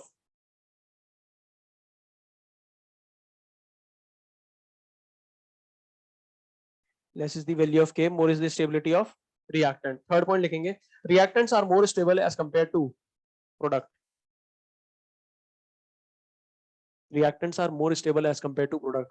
third case, third case होगा क्या, बिल्कुल intermediate position, एक था 10 to the power 3 से ज्यादा, एक था 10 to the power 3 से कम, तो तीसरी पोजीशन क्या हो जाएगी, if K is greater than 10 to the power -3 but less than 10 to the power 3. मतलब मैं कह सकता हूं एप्रिशिएबल अमाउंट में रिएक्टेंट भी मौजूद है और प्रोडक्ट भी मौजूद है. ये बात समझ में आ रही है, मतलब मैं ये कह सकता हूं active mass of product at equilibrium is nearly equal to active mass of reactant at equilibrium. अगर रिएक्टेंट और प्रोडक्ट दोनों एप्रिशिएबल अमाउंट में इक्विलिब्रियम पर मौजूद है, तो आप मुझे बताओ क्या मैं स्टेबिलिटी के बारे में कमेंट कर सकता हूं, नहीं कर सकता. पहला point,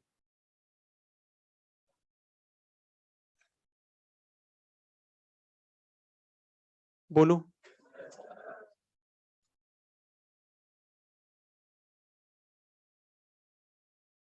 appreciable concentration, appreciable concentration, appreciable concentration, appreciable concentration of both reactants, appreciable concentration of both reactants and products, appreciable concentration of both reactants and products are present. No comments on, no comments on stability of reactant and product, no comments on stability of reactant and product.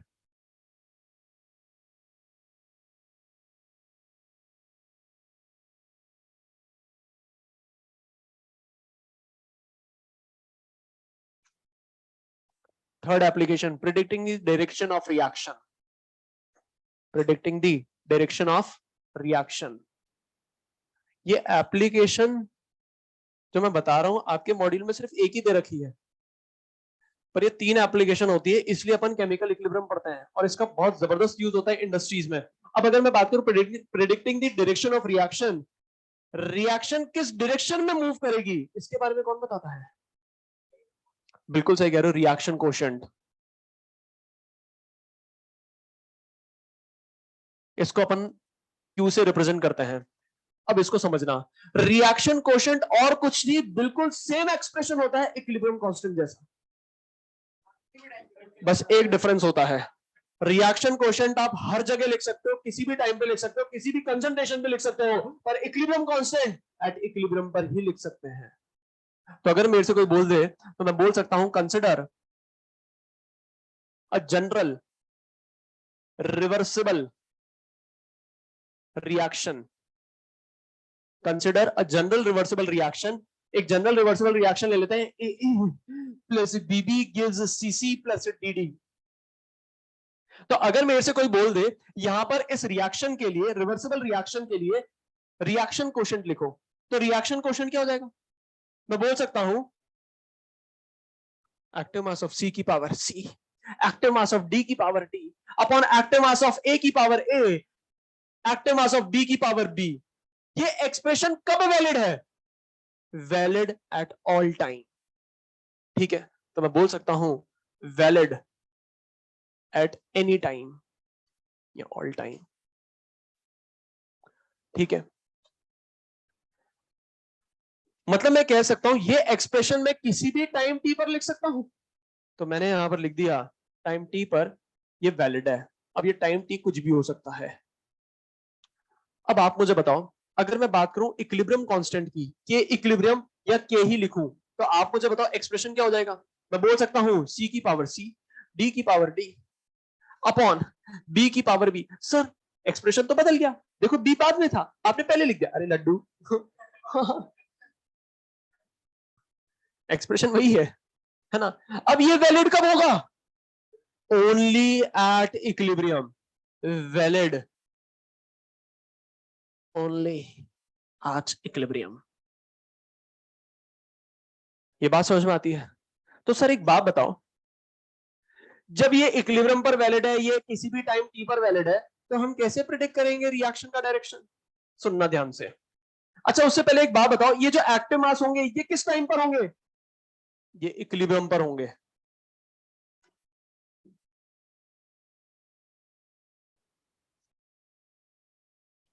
अब जवाब आप ही को देना है, बहुत समझा दिया मैंने आपको।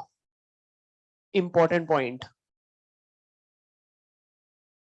पहला, if Q is equal to K, Q किसके बराबर है? K के बराबर है। अब आप मुझे बताओ किसी रिएक्शन के लिए क्या ये चेंज होगा? ये तो नहीं होगा, ये तो इंटैक्ट रहेगा। चेंज कौन होगा? ये। अब अगर सपोज करो आपको बोल दिया ये किसी टाइम पर निकाला गया और ये किसके बराबर है? इसके बराबर है, के बराबर है, मतलब वो टाइम कौन सा होगा? इक्विलिब्रियम टाइम होगा। मतलब मैं कह सकता हूं if Q is equal to K, then the reaction mixture is already at equilibrium. ठीक है, अच्छा एक और पॉसिबिलिटी हो सकती है, वो क्या हो सकती है? If Q is greater than के, Q इज ग्रेटर देन के, ध्यान से सुनना। ये तो इंटैक्ट है, ये तो फिक्स्ड है, किसी पर्टिकुलर रिएक्शन के लिए ये तो चेंज नहीं होगा, ये चेंज होगा। अब आप मुझे बताओ अगर Q ज्यादा, Q ज्यादा है, तो Q ज्यादा कब हो सकता है? Q ज्यादा कब हो सकता है? जब एक्टिव मास प्रोडक्ट के क्या हो ज्यादा और रिएक्टेंट के क्या हो कम। ये बात समझ में आती है? नहीं सर ऐसा भी तो हो सकता है ये ज्यादा हो और ये थोड़ा सा ज्यादा हो। अरे रिएक्शन या तो आगे होगी या पीछे होगी। अगर आगे होगी तो प्रोडक्ट ज्यादा रिएक्टेंट कम, अगर पीछे होगी तो रिएक्टेंट कम प्रोडक्ट ज्यादा। ऐसा कभी नहीं होगा कि दोनों ज्यादा होंगे। रिएक्शन अगर आगे होगी तो प्रोडक्ट ज्यादा, रिएक्टेंट कम, अरे यही होगा, है ना। और अगर रिएक्शन पीछे होगी तो रिएक्टेंट ज्यादा, प्रोडक्ट कम, यही तो बोला था, आपने कुछ और सुन लिया होगा, है ना। तो ऐसा कभी नहीं हो सकता ये भी ज्यादा और ये थोड़ा सा ज्यादा, ऐसा कभी नहीं होगा। ठीक है, अब आप मुझे बताओ, प्रोडक्ट ज्यादा है, रिएक्टेंट कम है, तभी तो क्यू ज्यादा होगा। भाई क्यू ज्यादा लाना है, क्यू ज्यादा कैसे आएगा, प्रोडक्ट ज्यादा रिएक्टेंट कम, मतलब रिएक्शन का आगे या पीछे, आगे निकल चुकी है रिएक्शन। और अपन जानते हैं रिएक्शन कब तक मूव करेगी, जब तक इक्विलिब्रियम नहीं आएगा। और इक्विलिब्रियम पे क्यों आना चाहिए, क्योंकि वहीं पे तो स्टेबल है। अब अगर रिएक्शन आगे निकल चुकी है तो उसको पीछे जाना पड़ेगा इक्विलिब्रियम अटेन करने के लिए, क्योंकि अपन को याद करो, मैंने आपको बताया था रिवर्सिबल रिएक्शन हमेशा 3 स्टेट में ही रह सकती है, या तो नेट ग्रेटर देन 0 याद करो, नेट लेस देन 0, या net is equal to 0। Ultimately आना उसको थर्ड केस में ही है, यही क्वेश्चन मैंने आपसे पूछा था। भले फर्स्ट केस में हो, सेकंड केस में हो, आएगी अल्टीमेटली थर्ड, मतलब आएगी अल्टीमेटली कहां पर, इक्विलिब्रियम पर। मतलब इसको आना कहां पर पड़ेगा, इसी के पास आना पड़ेगा। ये बात समझ में आ रही है, मतलब रिएक्शन आगे निकल चुकी है, उसको कहां से आना पड़ेगा, वापस से पीछे आना पड़ेगा। मैं कह सकता हूं then the reaction proceeds in backward direction. अच्छा मुझे एक बात बताओ, अगर रिएक्शन को बैकवर्ड डायरेक्शन में जाना है, अगर रिएक्शन को बैकवर्ड डायरेक्शन में जाना है तो फॉरवर्ड रेट ज्यादा होगी या बैकवर्ड। सर एक बात बताओ, बैकवर्ड जा रही है तो फॉरवर्ड रेट का क्या बात, अरे एक तो रिवर्सिबल है, आगे भी मूव करेगी पीछे भी मूव करेगी, पर यहां पर पीछे ज्यादा मूव करेगी एज कंपेयर टू आगे। मतलब आप मुझे बताओ फॉरवर्ड रेट ज्यादा है बैकवर्ड, बैकवर्ड रेट एग्जामिनर पूछ सकता है। क्यों, अगर के से ज्यादा है तो फॉरवर्ड रेट ज्यादा होगी या बैकवर्ड हो जाएगा। थर्ड केस क्या होगा, if Q is less than के, देन मुझे बताओ क्यू क्या है, कम है के से कम, ये तो फिक्स है। क्यू क्या है, कम है। क्यू कम कब हो सकता है, क्यू कम कब हो सकता है, ये कम हो और ये ज्यादा हो। ये बात समझ में आ रही है, किसी को ऐसा तो नहीं लग रहा सर ये कम ज्यादा हो ऐसा नहीं होगा। ठीक है, अब आप मुझे बताओ, अगर प्रोडक्ट कम है, रिएक्टेंट ज्यादा है, मतलब रिएक्शन कहां है, पीछे है, कहां जाना पड़ेगा इक्विलिब्रियम अटेन करने के लिए, आगे। और अल्टीमेटली इक्विलिब्रियम अटेन करेगी, मतलब मैं कह सकता हूं then the reaction proceed in forward direction. अब अगर रिएक्शन की नेट रेट फॉरवर्ड डायरेक्शन में है तो आप मुझे बताओ फॉरवर्ड रेट ज्यादा है backward, forward rate is greater than backward rate.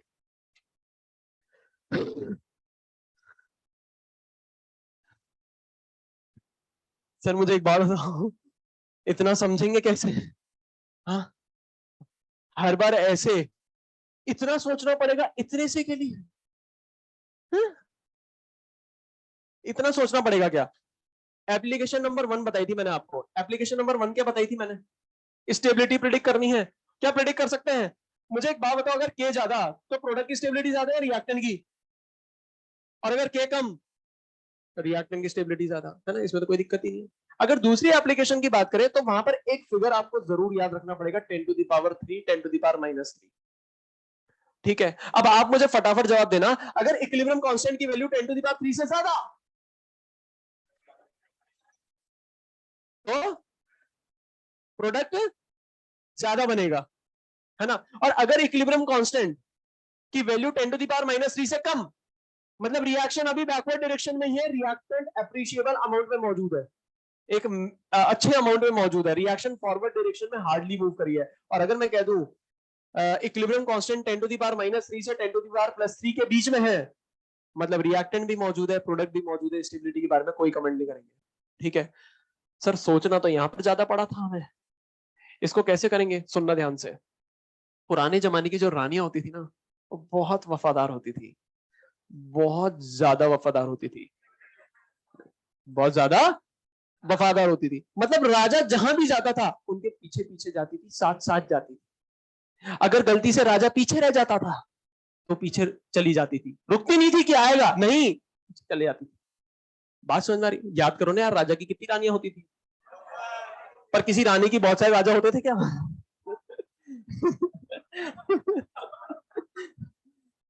मतलब वफादार कौन, पुराने जमाने की बात चल रही है ना, आजकल के जमाने में। अब मुझे एक बात बताओ, ये याद हो गया है, पता है रानी कौन है? क्यू। क्यू कौन होता है? क्वीन। के कौन होता है? अब एक बात मुझे बता दो बस, अगर के और क्यू साथ साथ एक साथ, तो आप मुझे बता कोई कहीं जाएगा? नहीं जाएगा, है ना? अच्छा मुझे एक बात बताओ, रानी आगे निकल गई, अरे यार ये स्केल है, सुनना ध्यान से, ये स्केल है, ये नेगेटिव वैल्यू बीच में पॉजिटिव वैल्यू आगे, ये नेगेटिव वैल्यू बीच में जीरो, आगे पॉजिटिव वैल्यू, ये राजा यहां पर है अपनी सल्तनत में, है ना?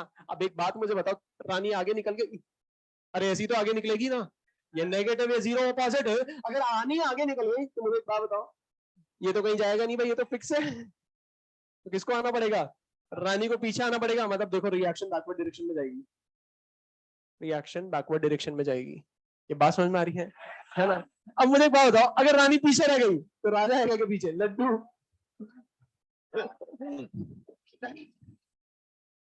इसी को आगे जाना पड़ेगा भाई, ये तो अपनी सल्तनत में है ना? तो अब इसको आगे जाना पड़ेगा ताकि इसके पास पहुंच सके, फॉरवर्ड डायरेक्शन में जाएगी, कब? जब क्यू कम होगा किससे? के से। बात समझ में आ रही है ना? शाबाश। एक क्वेश्चन लिख लो, घर से करके आना, अब तो दिक्कत नहीं होगी ना याद करने में? ठीक है, दे रहा हूं, क्वेश्चन लिखेंगे, क्वेश्चन लिखेंगे, बोलू?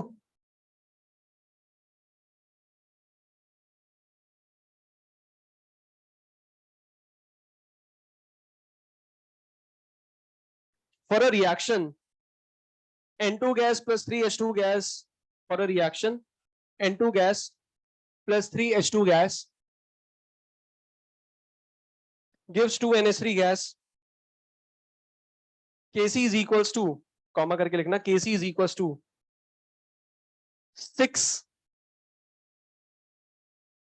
gives 2NH3 gas, comma Kc is equals to 6 मोल की पावर -2 लीटर की पावर 2, मोल की पावर -2 लीटर की power 2, full stop. At a certain time the concentration of N2, at a certain time the concentration of N2, H2 and NH3, H2 and NH3, at a certain time the concentration of N2, H2 and NH3 is found to be 0.1, 0.2 and 0.3 mole liter inverse respectively, mole liter inverse respectively. Then determine the direction of reaction at this instant. Then determine the direction of reaction at this instant. एक और question लिखो, घर से करके लाना,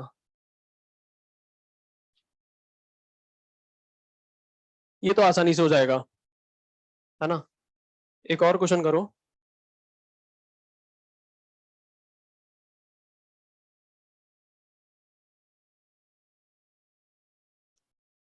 at a certain temperature the equilibrium constant Kc is, at a certain temperature the equilibrium constant Kc is 0.25 for the reaction, at a certain temperature the equilibrium constant Kc is 0.25 for the reaction, reaction board पर given है, A2 gas plus B2 gas gives C2 gas plus D2 gas. If we take 1 mole of each of the 4 gases, if we take 1 mole of each of the 4 gases in a 10-liter container, in a 10-liter container, what would be the equilibrium concentration of A2 gas? What would be the equilibrium concentration of A2 gas, what would be the equilibrium concentration of A2 gas? ये वाला बहुत अच्छा question है. Next class में मेरे को ये बताना कि रिएक्शन कोशेंट के क्वेश्चंस को पहचानते कैसे हैं, ये मैं आपको बताऊंगा. पहले वाला जो क्वेश्चन मैंने आपको होमवर्क में दिया है उसमें कहीं कोई दिक्कत नहीं आएगी क्योंकि डायरेक्टली पूछ रहा है डायरेक्शन बताओ, पर दूसरे वाले क्वेश्चन में आपको डायरेक्शन पता करके सॉल्व करना पड़ेगा. ठीक है, ट्राई करना एक बार, बहुत अच्छा क्वेश्चन है ना.